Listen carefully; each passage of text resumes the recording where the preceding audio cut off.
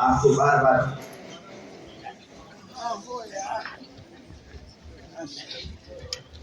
Yes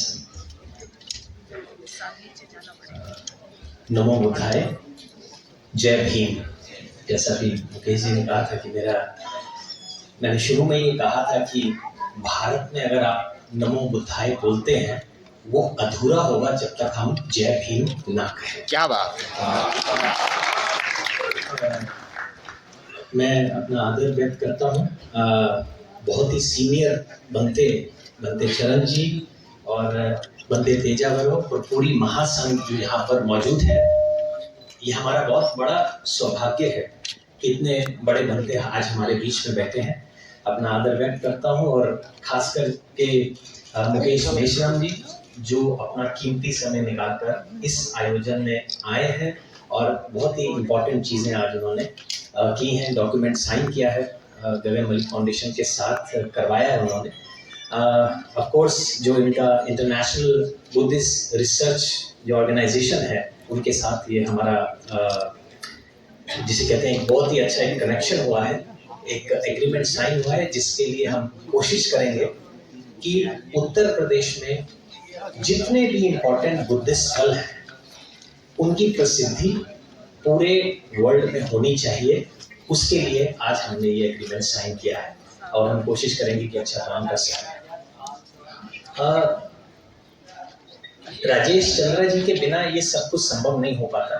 उनसे मेरी मुलाकात हुई, बहुत अच्छी चर्चाएं हुई, बहुत बार चर्चाएं हुई और वो एक सूत्रधार बने जिन्होंने ये सारा कुछ कराया। उनका भी मैं बहुत बहुत धन्यवाद करता हूँ और पूरी टीम जिन्होंने ऑर्गेनाइज किया है उसका भी धन्यवाद करता हूँ। और आप लोग जो इतना टाइम निकाल कर इतनी मेहनत के साथ, दिल के साथ, शिद्दत के साथ आए हैं, हम सबको सुन रहे हैं, आपका भी बहुत शुक्रिया। आपको भी आदर व्यक्त करता हूँ। यहाँ बहुत सारे सीनियर लोग भी बैठे हैं तो मेरा आप भी सब लोग मेरा प्रणाम स्वीकार करें।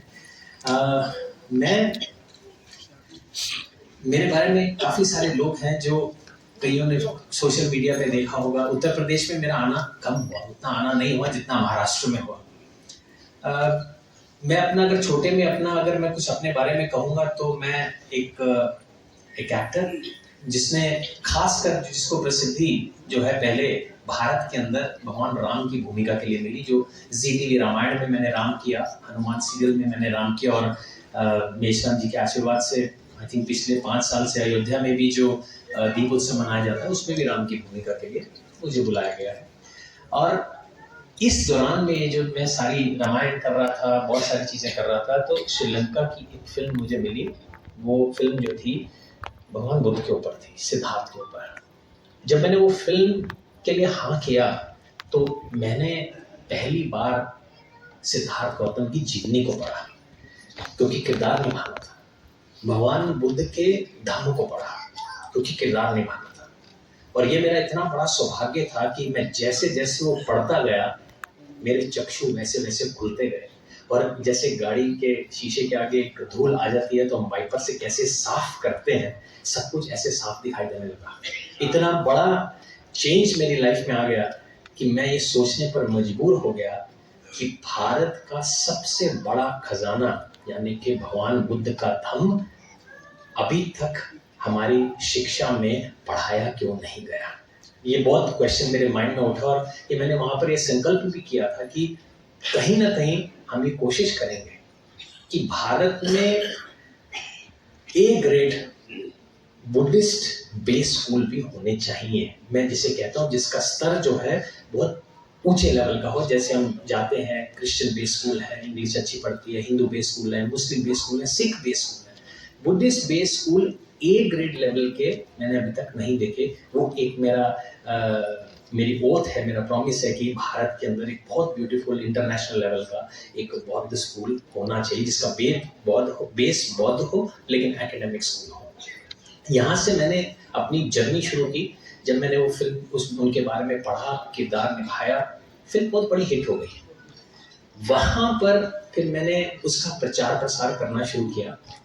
प्रचार प्रसार श्रीलंका जैसे देश में शुरुआत की क्योंकि फिल्म वहाँ की थी, सबसे बड़ी हिट हो गई।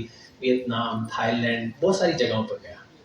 तो वहाँ पर पहला प्रश्न ये पूछा गया कि ये तो ऑलरेडी बुद्धिस्ट राष्ट्र है जहाँ पाए हो, यहाँ तो आपको सारे बुद्धिस्ट ही मिल रहे हैं, सब बहुत आपको शाबाशी दे रहे हैं, लेकिन भारत का क्या? भारत तो बुद्ध का देश है, और भारत में बुद्धिस्ट पॉपुलेशन, बुद्धिज्म गायब होता दिखता है, तो उसके लिए आप क्या कर रहे हैं? तो वहाँ उन्होंने मुझे मेरा कर्तव्य याद दिलाया, जहाँ मेरे जीवन का बहुत बड़ा बदलाव आया।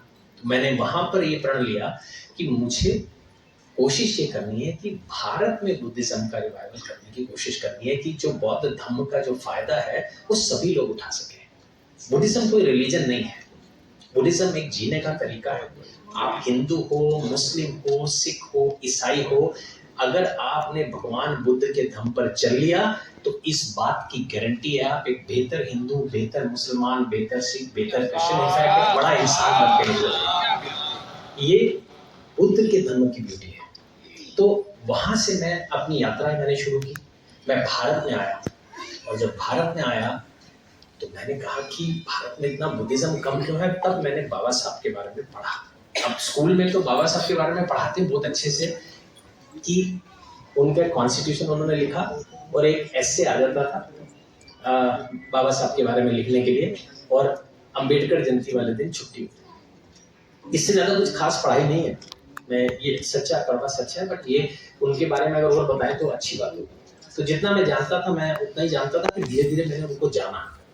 जब जाना तो समझ में आया जो काम बाबा साहब ने भारत में किए हैं, खाली बुद्धिज्म के लिए नहीं, वैसे भी वो एक नॉर्मल इंसान नहीं, वो एक बोधिसत्व ही कर सकता है, नॉर्मल आदमी के बस की बात वो नहीं है। वहां पर मुझे लगा कि अब जो काम उन्होंने धम्म चक्र प्रवर्तन चलाया था और कहा था ये धम्म चक्र जो है इसे रुकने मत देना, इसे अगर रुक जाए तो कम से कम पीछे मत आने देना। तो हमारी स्थिति फिर मैंने नोट की कि हमने उनकी यही बात मानी कि उसको एक ही जगह पे खड़ा कर दिया, आगे बढ़ाने की हमने कोशिश नहीं की, जो कि सबसे बड़ा हमारा एक बड़ी, जिसे मैं कहूँगा एक मिस्टेक है। हमें आज मुकेश मेश्राम जी का बड़े दिल से धन्यवाद देना चाहिए, क्योंकि बहुत ही कम बड़े ऑफिसर्स ऐसे ऑफिसर्स हैं जिन्होंने इतना बड़ा बीड़ा उठाया कि आज उत्तर प्रदेश का हर बुद्धिस्ट जो स्थल है उसे बहुत अच्छे से डेवलप करने की मुहिम छेड़ दी और डेवलप कर भी दिया, और आने वाले समय में ये बुद्धिज्म को और फैलाने का काम करने वाला है। हमने इस सिलसिले को, जब मैंने बाबा साहब को पढ़ा, ये सारा कुछ अच्छे से ध्यान दिया, तो मुझे ये सोच पे था कि ऐसी क्या चीज है जो भारत में बुद्धिज्म इतना कम हो गया। क्या किसी दूसरे धर्म के लोगों ने हमें बढ़ने नहीं दिया, या किसी को बुद्धिज्म से तकलीफ है? लेकिन जैसे जैसे मैं घुसता गया बुद्धिज्म में, मुझे मालूम चला आज बुद्ध का धर्म भारत में कम है, इसका कारण कोई और नहीं, हम खुद ही बुद्धिस्ट लोग हैं। एक दूसरे की टांग खींचने पर हम हमेशा से एकत्रित रहते हैं। बाबा साहब ने एक बहुत ही खूबसूरत माला में सबको पिरोने की कोशिश की, सबको बराबरी में लाए, जाति, रिलीजन, या आपको ऊंचाई नीचाई, रंग रूप, सबको एक माला में पिरो दिया कि आप सब एक माला के हिस्से हो। लेकिन हम स्पेशली बुद्धिस्ट लोग, मैंने आके जब स्टडी किया तो हमने कोई कसर नहीं छोड़ी, ऑर्गेनाइजेशनों के नाम पे, संघ के नाम पे, मैं कहता हूं कि आप कितने भी नाम ले ले, इतने टुकड़ों में अपने आप को बांट लिया कि आज हम चाहेंगे भी तो शायद वो एक माला में वापस ना पिरो पाए। ये कंडीशन आज हमने खड़ी की है। लेकिन ये जो मुहिम है यहाँ, ये मुहिम वो है जो उसे वापस माला में पिरोने का काम कर रही है। आज इंटरनेशनल बनते यहाँ आए, दूसरे देशों के बनते यहाँ पर आएंगे, यहाँ अलग अलग तरह के शिविर लगाए जाएंगे, धम्म यात्राएं की जाएंगी, धम्म का प्रचार प्रसार किया जाएगा। ये सब होने से एक बुद्धिज्म की अवेयरनेस बड़ी स्ट्रॉन्ग तरीके से हमारे पूरे देश में फैलेगी। आज यहाँ एकत्रित होने का कारण ये है खासकर कि भारत में इतने सालों के बाद त्रिपिटक चैंटिंग जो है उसे होस्ट भारत कर रहा है। वो बड़े ही सौभाग्य की बात है।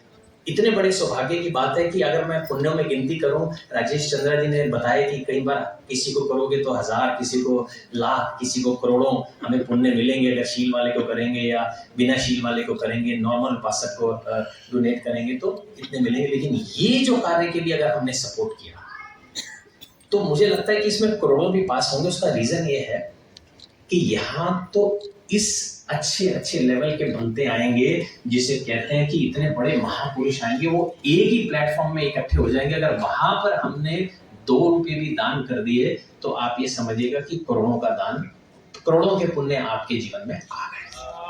ये यहाँ पर हमारा कर्तव्य हम भूलते हैं कई जगह पे। हम सोचते हैं हमें बुद्धिस्ट हो गया, हाँ जी हमने शील का पालन किया, आज हम बुद्धिस्ट हैं, हम अष्टांग मार्ग पे चल रहे हैं, आप बुद्धिस्ट हैं, धर्म का प्रचार प्रसार कर रहे हैं, तो बुद्धिस्ट। लेकिन बुद्धिस्ट आपको कंप्लीट तब बुद्धिस्ट बनते हैं जब आप बुद्धिज्म का प्रचार प्रसार करते हैं। जहां धर्म की बात आए वहां पर आप सपोर्ट करने के लिए खड़े हो, धर्म का प्रचार प्रसार करें, तब आप कंप्लीट बुद्धिस्ट कहलाते हैं। आज मैं तो हैरान होता हूं कि अगर मैं थाईलैंड जैसे देश में गया, वहां पर मुझे कहा गया कि 6-7 घंटे की दूरी पे एक बहुत अलग माउंटेन के ऊपर एक टेम्पल बनाया जा रहा है। तो एक बहुत सीनियर बनते हैं, उन्होंने सबको बुलाया वहां पर कि दान पुण्य करके टेम्पल के लिए दान इकट्ठा करेंगे। तो मैं वहां गया तो उन्होंने कहा कि कितना दान है, मतलब 3 करोड़ रुपए चाहिए इस टेम्पल को बनाने के लिए। ठीक, मैं वहां जाता हूँ 7 घंटे का सफर करके, और मुझे लगा यहाँ कौन आएगा, लेकिन वहां जैसे मैं पहुंचा, हजारों की तादाद में गाड़ियों में लोग वहां पर मौजूद थे। मैंने कहा इतनी दूर इतने सारे लोग। उन्होंने एक बहुत बड़ा सा इलेक्ट्रॉनिक बोर्ड लगाया, वहां ऊपर लिखा था 3 करोड़। अब वो 3 करोड़ रुपए में से जितना जितना ऑनलाइन आ रहा था, टीवी चल रहा था, लाइव दान हो रहा था, कि 3 करोड़ रुपए से जितने दान आएंगे वो कम होता चला जाएगा। आप यकीन नहीं करेंगे, वो 3 घंटे में 3 करोड़ रुपए वहां पे खत्म हो गए। 3 घंटे में 3 करोड़ खत्म हुए। 6 महीने बाद वहां पे बहुत ही खूबसूरत विहार आज की तारीख में वहां पर। ये उन लोगों की सोच है जिनके पास बुद्धिज्म भारत से गया।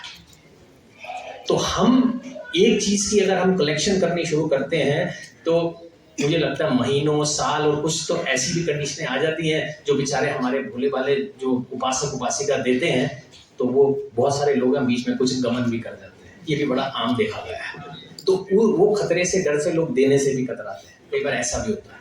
तो हमें ये सारी चीजें बड़े स्ट्रॉन्ग तरीके से आगे लेके जानी है। हमें भी वो थाईलैंड जैसा बनना है।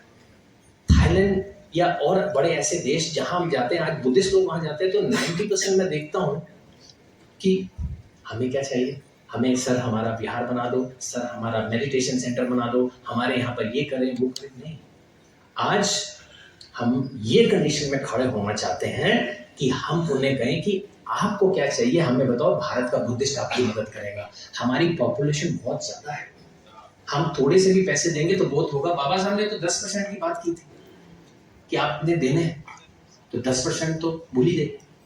अब ये सारी चीजें जो मैंने आपको बोल रहा हूं कि सब कुछ होना चाहिए, ये कैसे होगा?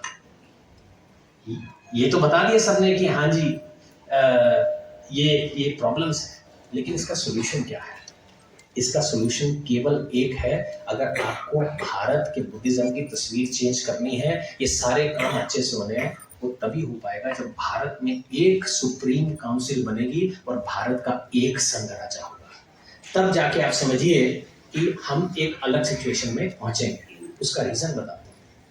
थाईलैंड जाए, इवन बांग्लादेश में उंगलियों पे गिने हुए बुद्धिस्ट हैं। उनके भी संघ राजा जब आते हैं तो प्रोटोकॉल के साथ ही हमारे संघ राजा है। हमारे यहाँ तो कोई संघ राजा नहीं है। अगर बुद्धिस्ट अगर ऑर्गेनाइजेशन तो बिल्कुल संघ भी इतने सारे। तो एक ऐसी सुप्रीम काउंसिल का निर्माण हो जो सारे डिसीजन ले।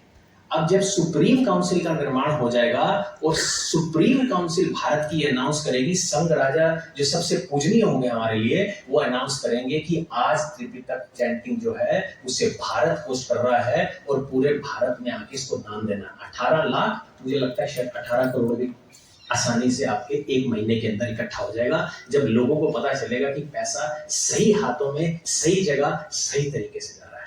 तो ये इसका सोल्यूशन है जिसके लिए हम ऑलरेडी काम कर रहे हैं, जिसके लिए हमने काम करना शुरू कर दिया है। और हम बहुत जल्द इस सिचुएशन पे पहुंचेंगे कि हम भारत के सभी जो लोग अलग हो चुके हैं, सारे चाहे वो भंते हैं, उपासक हैं, उनको एक माला में पिरोएं और उन्हें कहेंगे कि आप हमारे मार्गदाता हो, आप हमें मार्ग दिखाएं, हम उस पर काम करेंगे। जो हमारी ड्यूटी है हम करेंगे, जो उनकी ड्यूटी है वो करेंगे।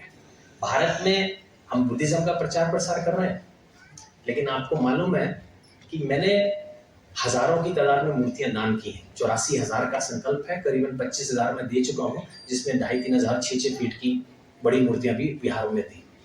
केवल 10% बिहारों में बौद्ध भिक्षु है। कितने? केवल 10%। 90% बिहारों में बौद्धाचार्य चला रहे हैं, उपासक चला रहे हैं। अगर आपके पास मंक ही नहीं है तो बुद्धिज्म को बचाने की बात आप कैसे और कहां से कर सकते हैं?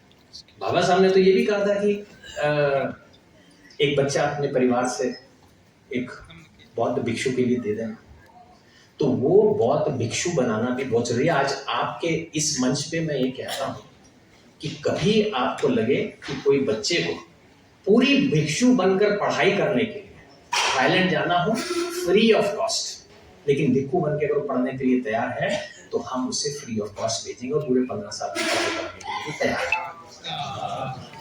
भिक्षु प्रोडक्शन ये बड़ा इंपॉर्टेंट है। जब भिक्षु प्रोडक्शन होगा तभी, क्योंकि उनका तो काम है धर्म का प्रचार करना, बुद्धिज्म का प्रचार